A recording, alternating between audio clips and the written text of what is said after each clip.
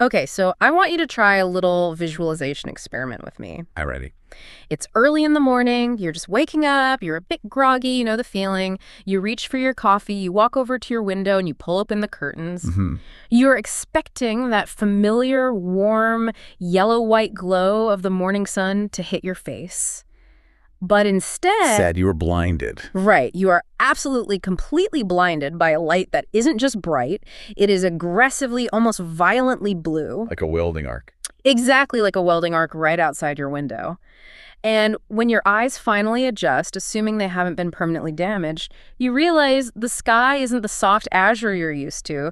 It's this deep electric indigo, maybe even bordering on violet. Wow. And the shadows on the ground are razor sharp. And that thing in the sky, it makes our sun look like a dim, dying candle. That is a terrifying image. Yeah. It honestly sounds like the opening scene of some kind of cosmic horror movie. It does, doesn't it? But it's actually the whole premise of today's deep dive. We're talking about blue giants. The rock stars of the cosmos. Totally. And we aren't just going to recite, dry astronomical facts, though believe me, we have plenty of those. Oh, we do. We are running a full-scale simulation. We are going to take our nice, stable, kind of boring sun, rip it out of the solar system, and replace it with a blue giant. Or maybe even two of them, if we really want to push the physics to the absolute limit. Exactly. And we're going to ask the big questions. What happens to Earth? What happens to the color of the sky?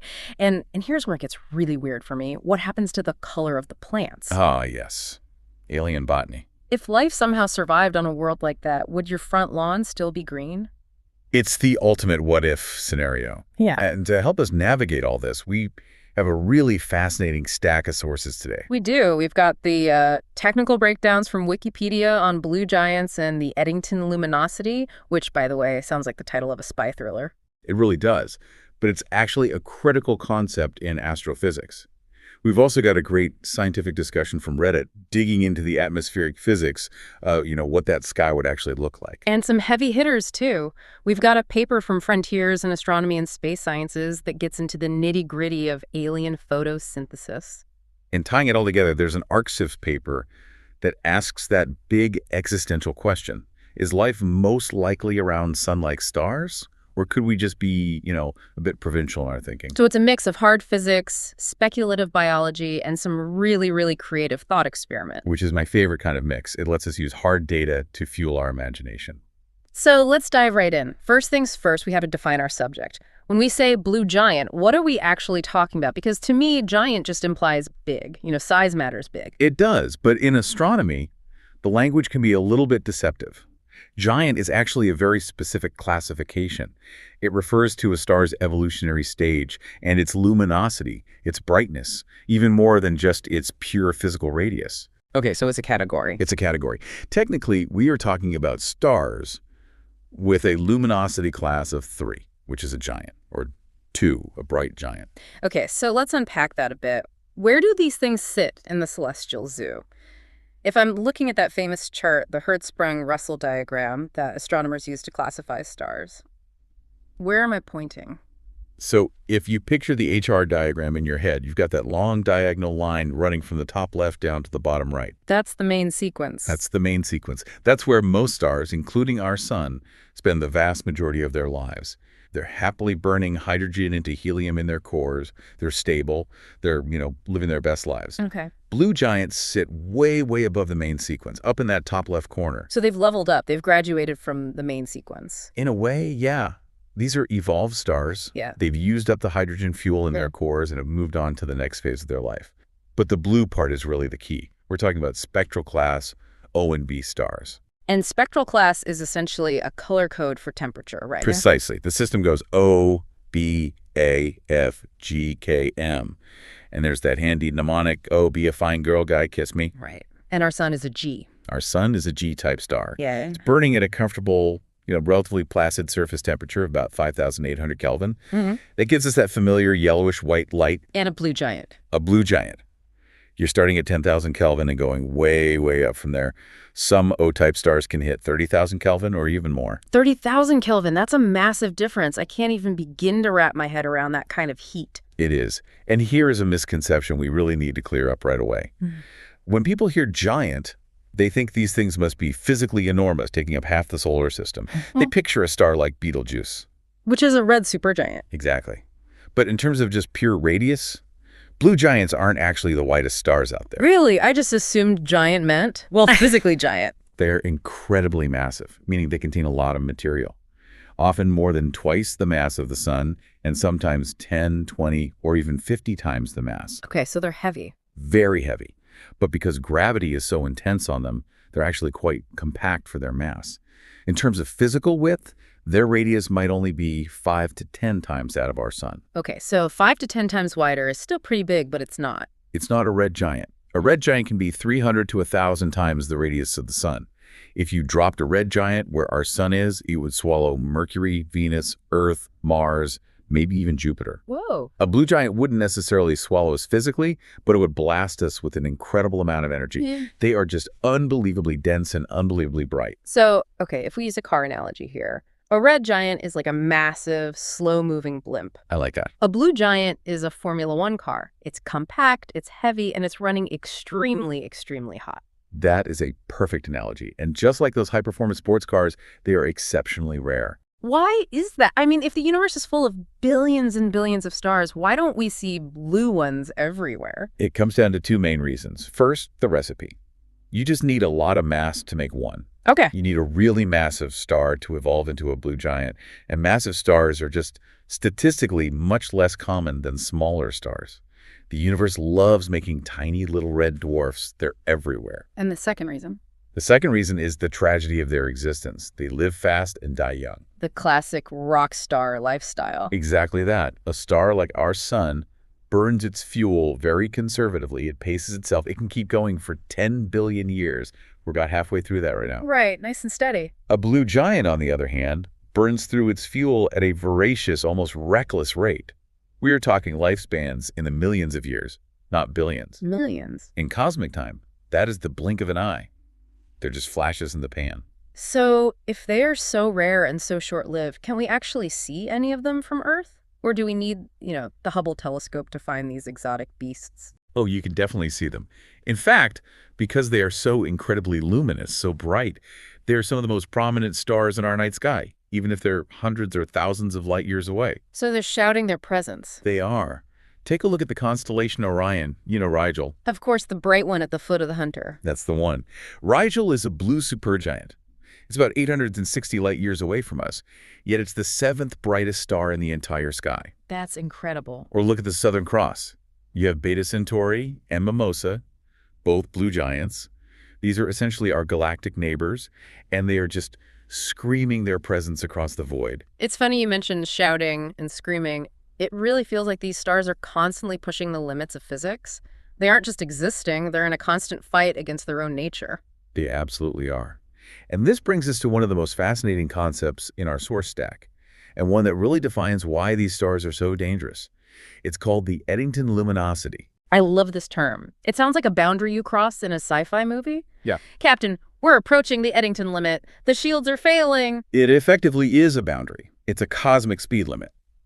To understand it, you have to think of a star as a giant ongoing tug of war. Okay. On one side, you have gravity. Gravity is relentlessly pulling everything inward, trying to crush the star into a tiny, dense point. The great compressor. Right. And on the other side, you have radiation pressure. Wait. Radiation pressure? You mean the light itself is pushing back? Yes, exactly.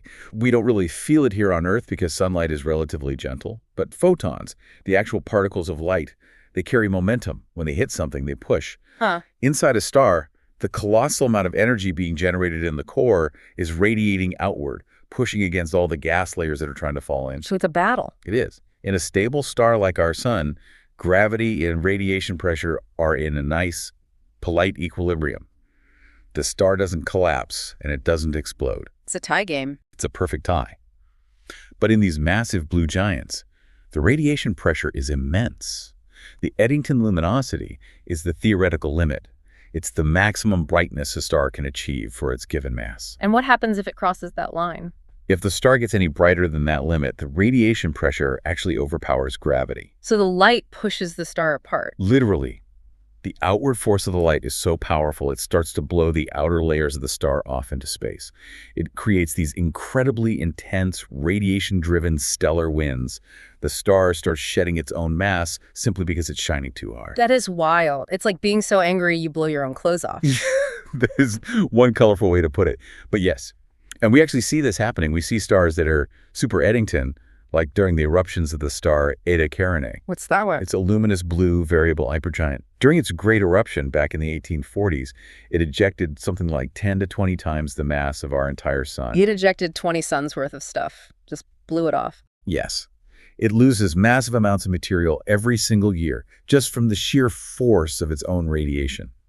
There's actually another limit that's mentioned in the sources, called the Humphreys-Davison limit. Okay, and how is that different from the Eddington limit? Eddington is theoretical physics. It's the math. It's the equation on the blackboard. Humphreys-Davison is empirical. It's what we actually observe in the universe. It's the real-world data. Exactly. We look out at the cosmos and we realize nature seems to put a hard cap on how bright a star can get.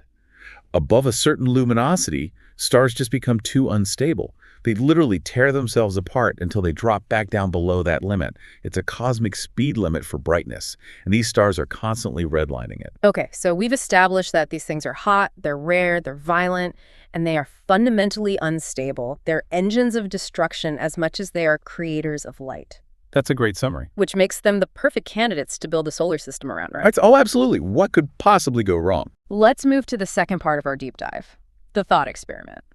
We are going to channel that Reddit discussion we looked at. We are swapping our nice, stable yellow sun for Rigel. Rigel, the blue supergiant. Okay, this is going to be catastrophic. Let's set the scene.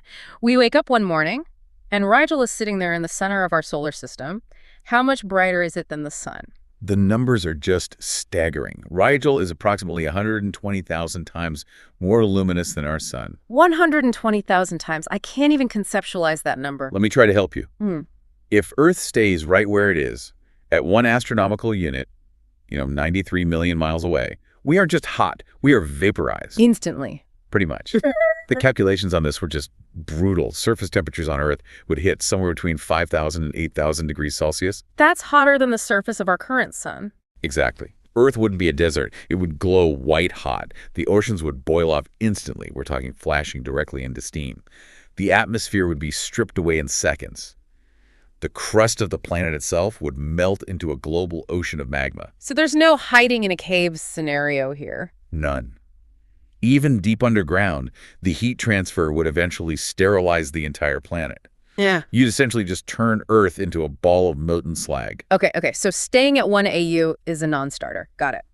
If we want to survive this simulation, we have to move. We have to push Earth back. How far do we need to go to keep our current comfortable temperature, to keep liquid water on the surface? To match the solar flux, that's the amount of energy we currently receive from the sun, we would need to move Earth out to about 346 AU. 346 AU. Okay, for context, Pluto. Pluto is usually around 40 AU away, right? Right, on average. So we're talking almost 10 times further out than Pluto. We're way, way out there. We're deep into the Kuiper Belt. This is the territory of the hypothetical Planet 9. We're in the cosmic boondocks. That changes the whole vibe of the solar system completely. If we're that far away, Rigel isn't this big, warm disk in the sky anymore, is it? No, not at all. And this is the great trade-off. Even though Rigel is physically larger than our sun, because we are so incredibly far away, over 300 times farther, it would look much, much smaller in our sky. Like a pinprick of light. A very, very painful pinprick. Imagine an incredibly bright LED flashlight being pointed directly at your eye from across a huge dark room. It wouldn't be a soft, spreading disk like our sun. It'd be a sharp, piercing point of brilliant blue-white light. Which means the shadows on Earth would be incredibly harsh. Super high contrast. No soft edges. Everything would be stark black and brilliant white. And the quality of the light itself would be totally different. And this leads us to that fantastic debate about the sky color. The Reddit thread had a great title. If our sun was a blue giant, would our daylight have a bluish tint? It's a great question because it gets right into atmospheric physics. On Earth, our sky is blue because of something called Rayleigh scattering. Can you give us the quick refresher on Rayleigh scattering? Sure. So, sunlight comes in and it hits the gas molecules in our atmosphere, mostly nitrogen and oxygen. These molecules are very small. Physics dictates that smaller particles scatter shorter wavelengths of light more effectively. And blue is a short wavelength. Blue and violet waves are very short, while red waves are long. So the blue light gets bounced around like a pinball, scattered in every direction, coming at our eyes from all over the sky. That's why the sky looks blue. But our sun puts out all the colors of the rainbow. It does. It has a nice broad spectrum. But Rigel's light output has a massive peak way over in the blue and ultraviolet part of the spectrum. It is pumping out exponentially more blue photons than it is red ones. So if the source is bluer, the scatter is bluer. Exactly. The consensus from that discussion, and the physics backs it up, is that the sky would be an even deeper, more intense blue than what we're used Like to. an electric blue. Or a deep indigo, maybe even violet. Our eyes aren't great at perceiving violet. We tend to just interpret it as a deep blue. But the intensity would be staggering. It wouldn't be that soft baby blue of a summer day. It would be a deep, saturated, almost alien color. And here's a cool detail I found in the notes about sunset.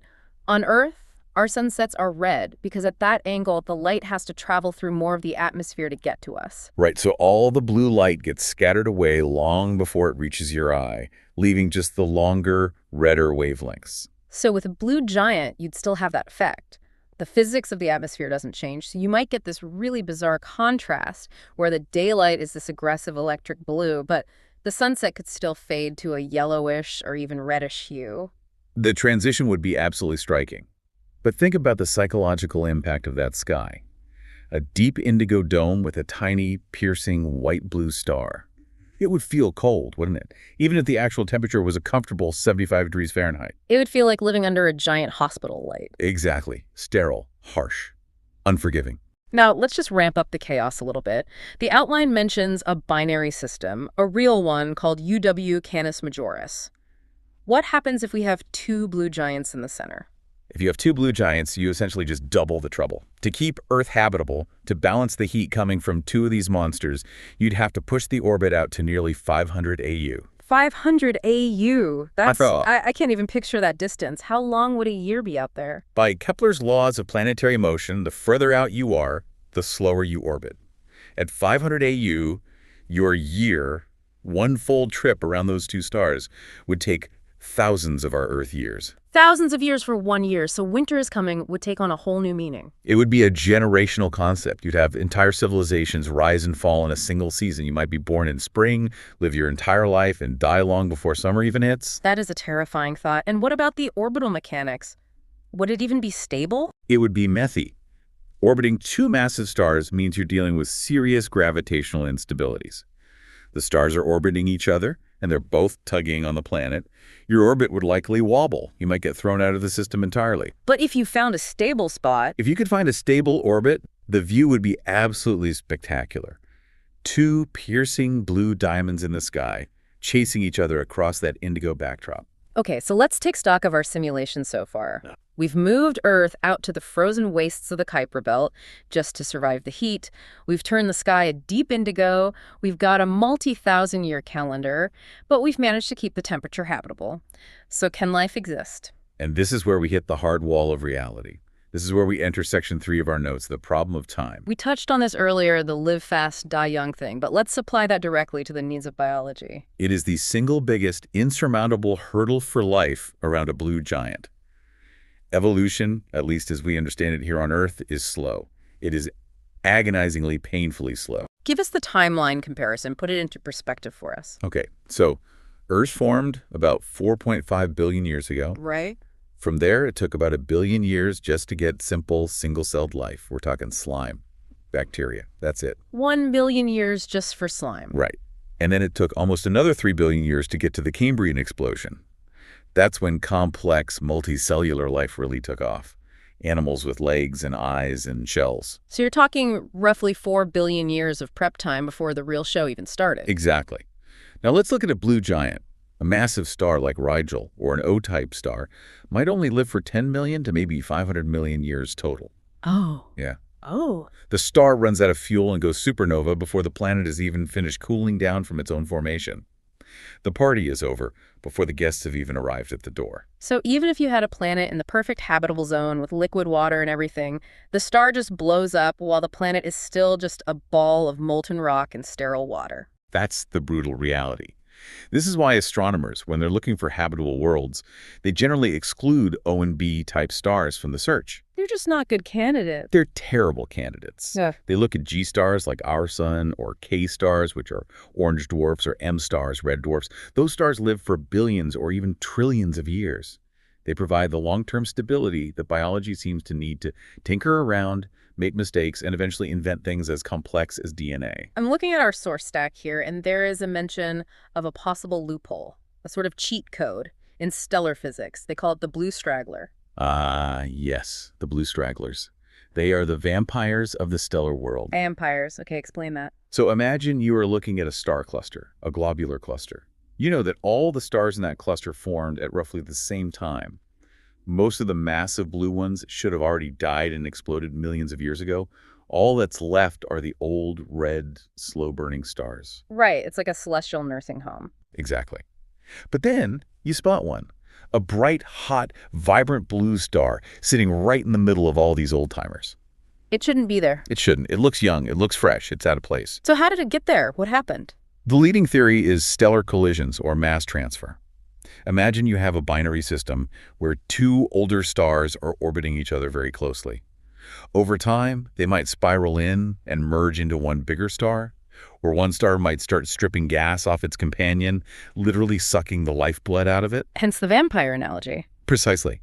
This injection of fresh hydrogen fuel rejuvenates the star. It adds mass, which increases the pressure in the core and makes it start burning hotter and bluer. It effectively resets the clock, in a way. So it's a reborn blue star, a second chance at youth. Yes. But think about the incredible violence of that birth. If a blue straggler is formed by two stars crashing into each other, what do you think happens to the neighborhood? It can't be good. It's catastrophic. Any planets that might have been orbiting those original stars would have been absolutely wrecked. Their orbits would be completely destabilized. They might get flung out into deep space, or they'd be sterilized by the blast of energy from the merger itself. So even if the star gets a second lease on life, any planets are likely toast. It's highly, highly probable. So the blue straggler might give you a blue star that lasts longer than it should, but it doesn't necessarily give you a safe haven for life to evolve. Okay, but I'm going to be stubborn. This is a thought experiment. Let's just say, hypothetically, we have a blue giant that somehow is stable. Or maybe we have a civilization that migrated to a planet around a blue giant, some far future sci-fi scenario where they terraformed a rock out in the Kuiper Belt. Okay, I'll play along. Let's assume life is there, one way or another. I want to know about the plants. This brings us to Section 4, Alien Botany. We have this fascinating paper from Frontiers that talks about photosynthetic pigments. This is one of my favorite topics in exobiology. It starts with a simple question. Why are plants on Earth green? Well, because they contain chlorophyll. Right, but why chlorophyll? Why that specific pigment? Why not a black pigment to absorb everything? Why not purple? It's all because of our sun. Okay. Our sun's light output peaks in the visible spectrum. It puts out lots of red, green, and blue light. Chlorophyll evolved to be really, really good at absorbing red and blue light to power the chemical reaction of photosynthesis. And it just ignores the green light. It reflects it. It essentially tosses it away. It said, I don't need this frequency. And that reflected green light is what hits our eyes, which is why we see leaves as green. Okay. So that's the situation on Earth. Now we move our planet to a planet orbiting a blue giant. The light profile is totally different. Completely different. You're getting absolutely hammered with high-energy blue photons and a massive, massive amount of UV radiation. And you have comparatively fewer red photons to work with. So if I'm a plant trying to survive, I need to adapt my diet. I need to eat what's on the menu. Evolution follows the light. If you are bathed in blue light day in and day out, you need to evolve pigments that can absorb that blue light efficiently. But there's a catch. What's that? Blue photons carry a lot of energy. More than red ones. Much more. A shorter wavelength means higher energy. If you just absorbed all of that powerful blue light, you risk damaging the delicate machinery inside the cell. You might actually fry yourself from the inside out. It's like trying to drink from a fire hose. So what do you do? How does life solve that problem? The Frontiers paper suggests a couple of possible strategies. One is that plants around hotter stars might actually need to reflect some of that blue light just to protect themselves. So they might look blue. They could, yeah. Okay. If they reflect blue light, they're going to look blue to us. But another strategy is even more radical. Because the light is so intense, they might need to develop a kind of planetary sunscreen, They could evolve dark protective pigments to absorb all that excess energy safely and then just dissipate it as heat, So, potentially, mhm. or very dark red or a deep brown. Imagine a forest that looks almost black to the naked eye Mhm. because all the vegetation is trying to manage this intense, overwhelming radiation flux. That is a metal image. A black forest under an electric indigo sky. It creates a very stark, very alien visual. And there was this other concept they talk about called the red edge. The red edge. On Earth, if you look at our vegetation with an infrared camera, it glows brightly. Plants reflect almost all near-infrared light because it doesn't carry enough energy to be useful for photosynthesis, so they just dump it to avoid overheating. It's a waste product for them. Right. And it creates a sharp jump in reflectivity at the edge of the red part of the spectrum. Around a blue star, that edge would shift. The whole rainbow of biology would have to shift to match the light from its star. And how would that contrast with the red dwarfs, the M stars we usually talk about as being potential habitats for aliens? Oh, that's the complete opposite extreme. Ugh. M stars put out mostly infrared light. So plants on a planet orbiting a red dwarf would need to be light sponges. They'd need to evolve to absorb every last scrap of light they can get. So they might look black for a completely different reason. Exactly. They would look black because they are starving for photons. Around a blue giant, they might look dark because they are overwhelmed and drowning in them. It's the difference between starving and feasting. That's it, exactly. One is desperate for every calorie of energy. The other is trying desperately not to drown in it. Now, you mentioned UV radiation earlier, and this leads us perfectly into Section 5, atmospheric and evolution constraints. We know UV is bad for us. It gives us sunburns. It can cause skin cancer.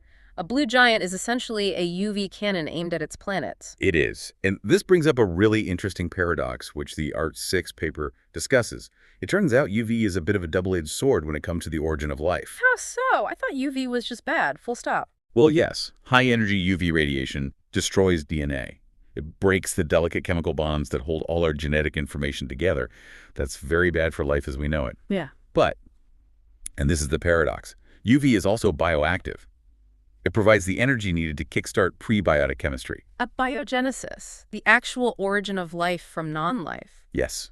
Many theories about how life got started on Earth suggest that you need a kick of energy to synthesize the precursors for RNA and lipids, the building blocks. You need a spark. UV light can provide that spark. Okay. So, around a blue giant, you might have a strange situation where the origin of life is actually accelerated. The spark is stronger. The spark is a flamethrower. It might create the basic building blocks of life really, really quickly. But then that same intense energy prevents those building blocks from assembling into complex, stable organisms because it just keeps tearing them apart. So it builds the bricks, but then knocks down the wall before the cement has a chance to dry. That is a perfect analogy. And even if you could develop an atmosphere to shield you, an ozone layer, it would have to be incredibly thick.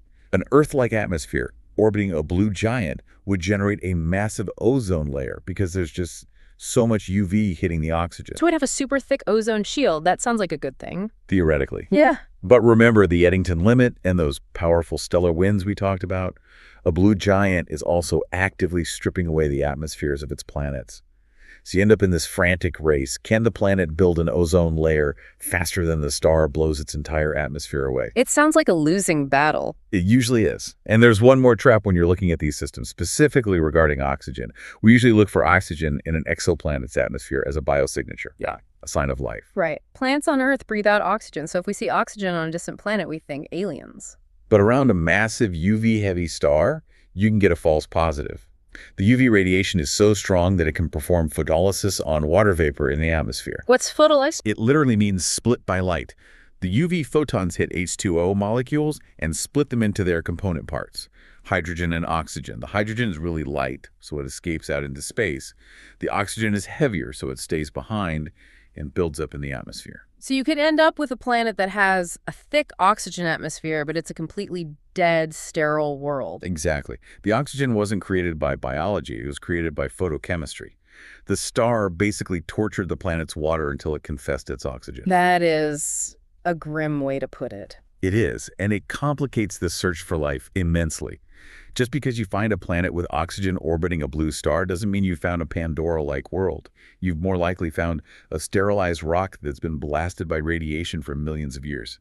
So let's try to bring this all together. It's been quite a journey. We've moved Earth out to the Kuiper Belt. We've turned the sky a deep indigo. We've imagined forests of black plants trying to cope with a constant UV assault. And we've realized that the star is probably going to explode before we even get to the dinosaur age. It's a simulation that ends in disaster, almost every single time. It is. It really, really makes you appreciate our sun. It really does. I think the big aha moment for me in researching all this is that our sun is boring, and boring is good. Boring is habitable. Exactly. We live around a G-type star that is stable, it's predictable, and it has a nice long lifespan. It sits right in the Goldilocks zone, not just of temperature, but of stellar physics itself. How do you mean? It's bright enough to power all the photosynthesis on our planet, but it's not so bright that it strips our atmosphere away. It emits some UV light, which may have helped kickstart life, but not enough to fry us all instantly. And most importantly, it lives long enough for us to evolve brains and have conversations about it. That is the key. It's the intersection of the Humphreys-Davidson limit, that universal cap on brightness, and the profound slowness of biological evolution. We exist in that very narrow, quiet window where those two things don't conflict. We are incredibly lucky to be around a boring yellow dwarf. I love that. We are the children of the quiet middle. We really are. But I want to leave the listeners with one final, provocative thought to chew on. We mentioned the blue stragglers, those strange, reborn stars formed by collisions. The ARC's fifth paper says our existence around a sun-like star is slightly unusual, but not significantly anomalous. Right. We aren't a complete statistical freak show. We are, reasonably normal. But consider this. If blue stragglers are formed by entire solar systems crashing together, could there be a solar system out there that formed from the debris of that crash? A kind of second-generation planetary system, orbiting a star that shouldn't exist, maybe with life that somehow managed to hop from one rock to another during the chaos. That is a sci-fi novel waiting to be written, a Frankenstein solar system. It's incredibly unlikely physically because the energies involved in stellar mergers are just astronomical. But the universe is a vast and very strange place. And if nature abhors a vacuum, it also seems to love finding a way to exist in the most unlikely margins. A Frankenstein solar system, I'm going to be thinking about that all day. Imagine the mythology of a civilization that believed it survived the collision of two suns. Their gods would be very, very angry. Indeed. Well, thank you for taking this deep dive with us. It's been a wild ride to the edge of the stellar map. Stay curious.